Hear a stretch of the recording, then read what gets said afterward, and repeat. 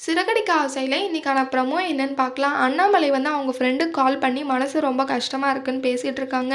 முத்து வந்து சின்ன வயசுல எந்த தப்புமே பண்ணல. மனோஜ் பண்ண தப்புக்கு முத்து தான் இத்தனை நாள் தண்டனை அனுபவிச்சுட்டு இருந்தான்டா. ஆனா அத வந்து விஜயா புரிஞ்சுக்காம சுத்தமா முத்துவ வெறுக்கிறா அப்படின்னு சொல்லிட்டு ஃபீல் பண்றாங்க அண்ணாமலை. இத எல்லாமே விஜயாவும் கேட்டுர்றாங்க.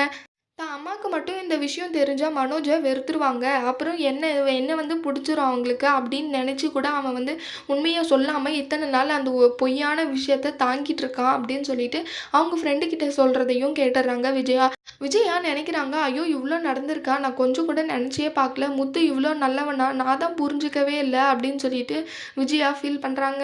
மனோஜ் இந்த வேலைய பண்ணிட்டு ஆனா இத்தன நாள் நல்லவன் மாரி நடிச்சுட்டு இருக்கான் அப்படின்னு சொல்லிட்டு விஜயாவுக்கும் கோவம் வருது. அடுத்து போயிட்டு முத்து கிட்ட சொல்றாங்க. "முத்து நான் இத்தன நாள் உன்ன தப்பாவே புரிஞ்சுக்கிட்டேன். என்ன மன்னிச்சிடு" அப்படின்னு சொல்லிட்டு சொல்றாங்க. அடுத்து விஜயா கிட்ட முத்து கேட்குறாங்க, "நீ இந்நாள் வரைக்கும் உங்களுக்கு இது தெரியாம பார்த்துக்கிட்டேன். ஆனா நீங்க மனோஜ் மேல ரொம்ப பாசமாவே இருந்தீங்க. இதுக்கு மேல உண்மை தெரிஞ்சதுனால மனோஜ போய் வெறுத்துடாதீங்க நீங்க" அப்படின்னு சொல்லிட்டு முத்து வந்து கேட்குறாங்க. "நீங்க இது என் மேல சத்தியம் பண்ணுங்க. மனோஜ வெறுக்க மாட்டேன்னு சொல்லிட்டு" அப்படின்னு கேட்குறாங்க.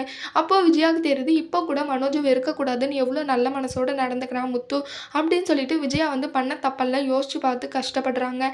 மனோஜ் கிட்ட போய் இந்த விஷயத்தெல்லாம் சொல்லி மனோஜ வந்து வெறுத்துருவாங்களான்னு வரப்போற ப்ரோமோல பார்க்கலாம். இந்த வீடியோ பிடிச்சிருந்தா லைக் பண்ணுங்க. பாய்.